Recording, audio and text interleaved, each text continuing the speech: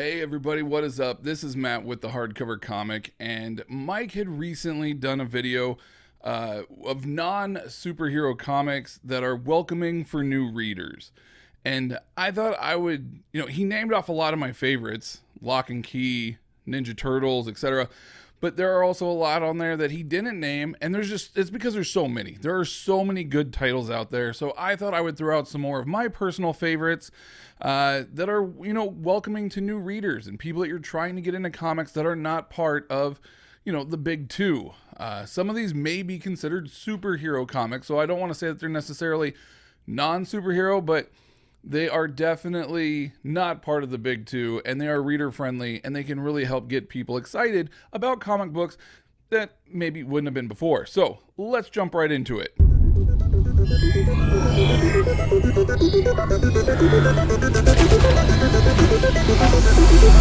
Alright, so first up on the list, we have Superhuman Resources, one of my favorite titles of all time. Ken Marcus, Justin Bleep did the art on Volume 1. Armando Zanker did the art on Volume 2. I've covered this in a video in the before, so if you kind of want to see a little bit more in-depth on this book, go back and check our archives. We did a video on it, just Superhuman Resources. It's a must-have book. Everybody must check it out. It's super funny. It's really hilarious. Ken Marcus is a fantastic writer, genius mind, really great guy in real life as well. We got to meet him and have drinks with him, and he's a really great guy.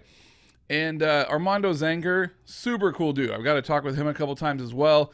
And he actually sent me some original art and things like that. So just really couple of great, really awesome indie guys through Action Lab Comics. And it's a book that I keep hoping for a season 3, but due to the sales of 1 and 2, nobody really knew about it. So go pick it up, and maybe if enough people read this book, maybe we'll finally get that season 3 from Ken. But it's really funny. It's a lot of fun, a lot of kind of potty humor and toilet humor and things like that. But it's all in good fun. And the cartoony styles throughout it. In Volume 1, Justin has really kind of abstract lines, whereas Volume 2, Armando's art is really sort of more Saturday morning cartoonish, I guess you could say. I don't really know how to explain it. I do think that the art in Volume 2 kind of fits the title a little bit better. But it's a lot of fun. So go check it out. Superhuman Resources. If you're looking for somebody that, wants comedy, but maybe they want to do away from heroes and they kind of want something that's completely different and off the wall, Shirtless Bear-Fighter through Image Comics. That is another one. Shirtless Bear-Fighter is a really funny book. It ran for 5 issues. It's a mini, so it's a quick read. But it's really, really funny. And it's about a guy who gets raised in the woods by some bears. The bears betray him. And so when he grows up, he becomes the Shirtless Bear-Fighter, and he just goes around the woods punching bears.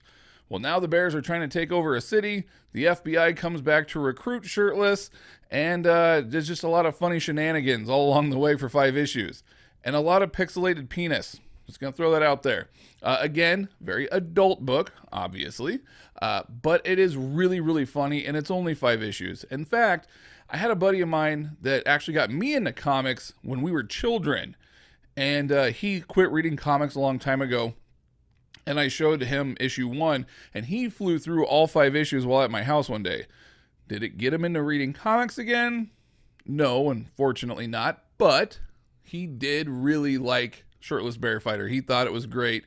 He laughed hysterically, laughed out loud while reading the book several times. So that's another great book there on the humor side of things. Continuing on the kind of more humorous side of things, Mike named off TMNT through IDW. He named off Transformers. All of those are great titles. But another one that he didn't mention that I want to throw out there, it's a phenomenal title, phenomenal, and is none other than Ghostbusters by Dan Schoening, and did the art, and Eric Burnham did the writing. And it is phenomenal. If you are a fan of the Ghostbusters movie, the Ghostbusters TV series, from when you were a kid in the 90s, the real Ghostbusters, you are going to absolutely adore this title. Eric Burnham really does a phenomenal job capturing each of the personalities of the Ghostbusters, from Egon to Venkman to Spangler to Winston. I mean, he just does a phenomenal job with it. And Dan Schoening's art is such an amazing homage, almost to like the 90s, but with a more modern spin on it. Like the 90s cartoon, but kind of with a modern spin. And then there's even some crossovers that he did where the Ghostbusters, you know, in the IDW verse, they meet up with the 90s Ghostbusters, and he had to draw the real Ghostbusters from the 90s cartoons, and he did a magnificent job. There was actually just last year an amazing crossover with the Transformers and the Ghostbusters that was absolutely phenomenal. Very well done. Again, Dan Schoening, Eric Burnham, they are a dynamic duo that needs to be talked about.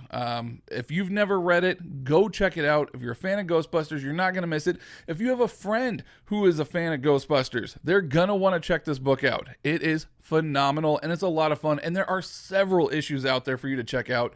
Aside from the trades and digital and things like that, there's also 3 hardcovers that are currently out, all of which are out of print except for maybe the 3rd one. So they are a little pricier to get and a little bit more difficult, but you can get them if you get lucky.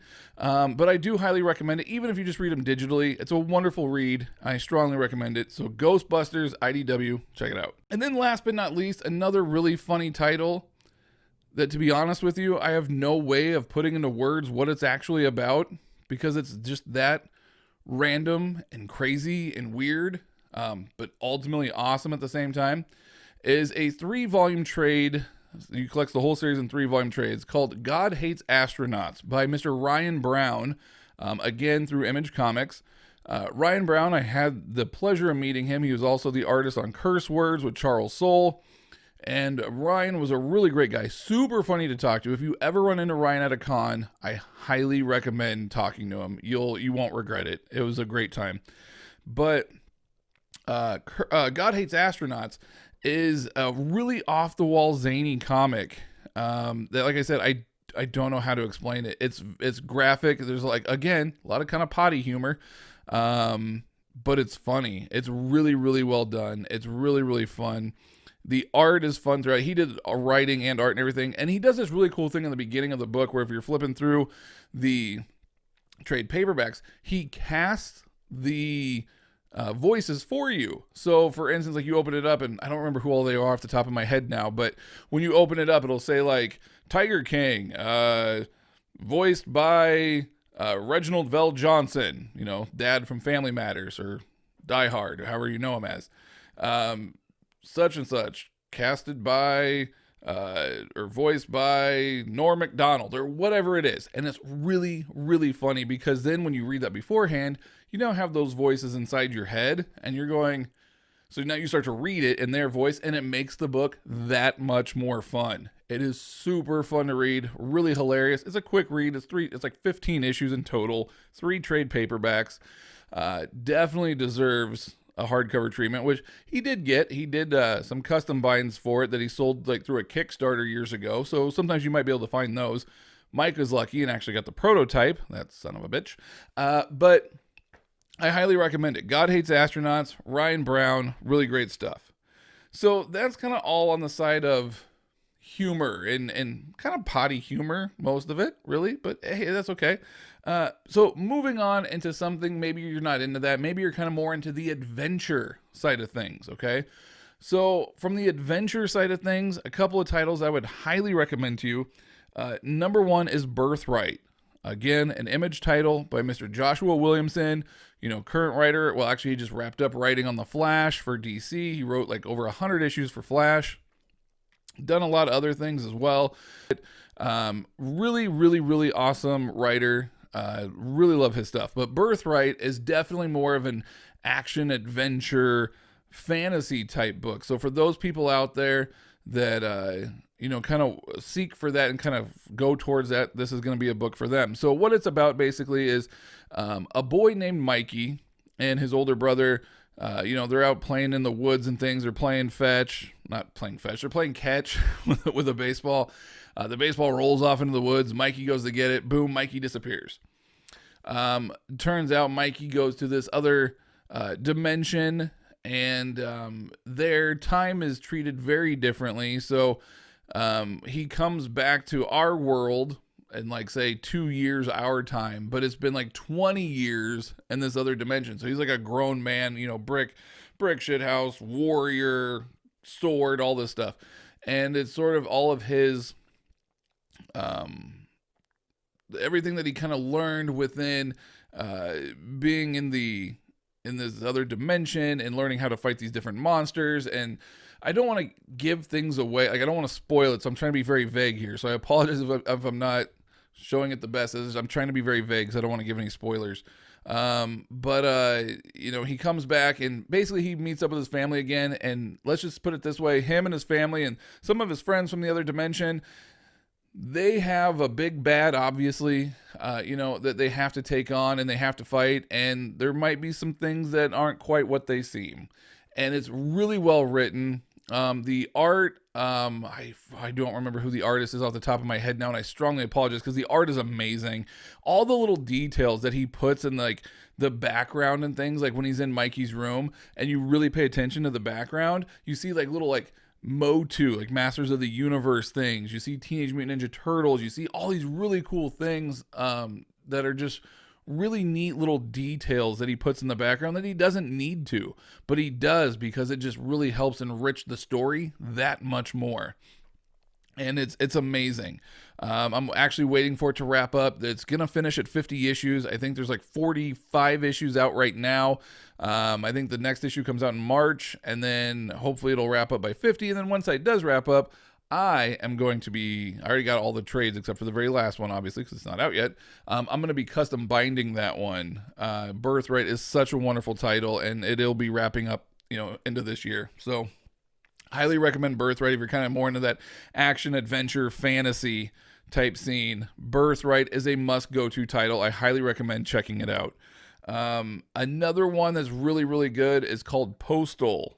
Postal was a Top Cow image book. Again, a lot of image books. But Top Cow was a Postal image book written by Brian Edward Hill along with Matt Hawkins. Matt Hawkins actually kind of had the idea for the book and kind of the overall like story and how he wanted things to go. And then Brian Edward Hill really kind of helped flesh out like the script and the writing and that kind of things. And it's really, really solid.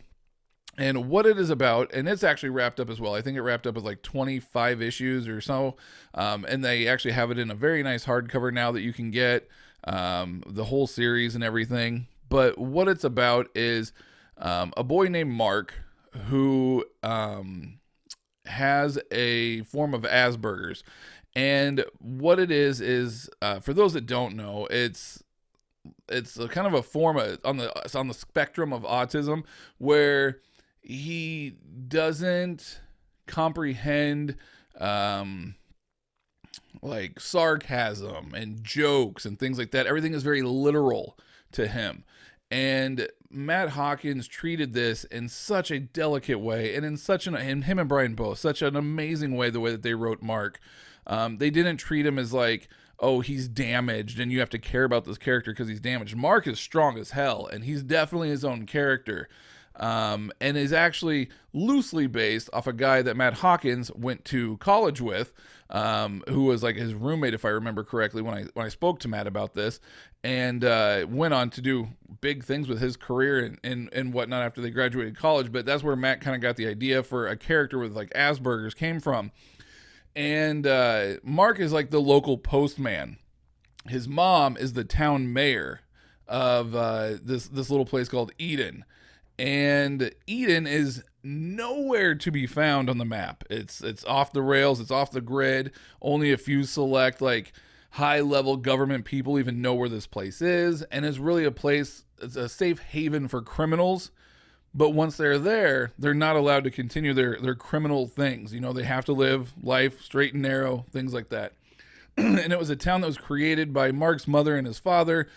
And his father is no longer there. So his mother runs it. She's the mayor. He's the postal boy.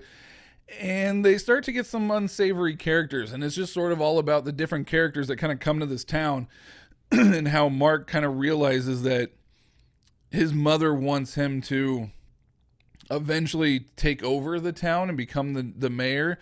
But Mark's not so sure that this is what he wants, and he really starts to develop relationships with different people, and it's just really kind of cool to see everything evolve, and really to see Mark become sort of like this loner into like this really strong and important character throughout the community. And it's really, really good. I highly recommend it. Postal is such a great title. Again, it's been a few years since I've read it, so that's another one that's actually on my list due for a reread. And it's so good. So I highly recommend Postal. And then last but not least, for the action adventure side of things, my ultimate, like one of my all-time favorite books of ever is none other than James O'Barr's The Crow. I did an overview on, the Director Deluxe edition a while back. I am still looking for the Easton Press edition. If anybody out there happens to just randomly see this video and they have The Crow, the Easton Press edition, I understand it's out of print. I understand it goes for a little bit more than maybe I would normally pay for a book. But let me know. I will buy that book. I'm not joking. I'm really, really itching for that Easton Press book. So if someone does have it, let me know. A title, I mean, everybody's probably seen the movie with Brandon Lee. And if you haven't, what the hell are you doing? Stop watching this and go watch that. Fantastic movie. And it's truly tragic, too. I'm sure everybody's aware of the story of Brandon and how he passed away during the filming of the movie. But more so than that, the book is so well written, and it comes from such a dark, dark place. James O'Barr was in a very dark place mentally when he wrote this book back in the 80s. He wasn't, kind of all there. He had gone through a lot of loss. He had gone through a lot of trials and tribulations throughout his life, kind of being a foster kid and bounced around from home to home.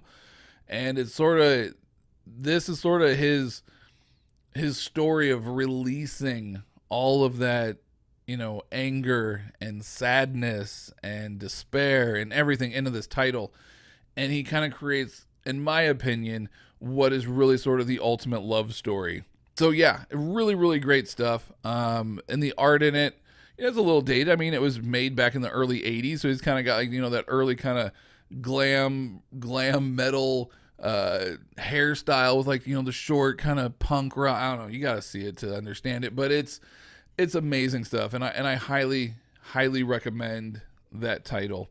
All right, everybody, so thank you very much. Be sure to like, share, and subscribe with your friends, and if you have any other titles down below, like I said, there's tons out there. Be sure to let us know. We'll be more than happy to check them out, and let's help get some of these books out there and get them into the hands of people that didn't know that they existed. That's what we're here to do. That's what it's all about, and until next time, the power is yours.